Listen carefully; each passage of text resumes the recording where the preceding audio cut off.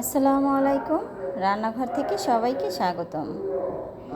আজকে আমি বটবড়ি দিয়ে পাবদা মাছ ভাজা ভাজা করেছি, সেটা আপনাদের সাথে শেয়ার করলাম।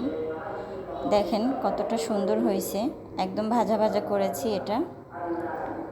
যদি আপনাদের কাছে ভালো লাগে অবশ্যই একটা কমেন্ট এবং লাইক করে অবশ্যই জানাবেন। তো আল্লাহ হাফেজ, সবাই ভালো থাকবেন।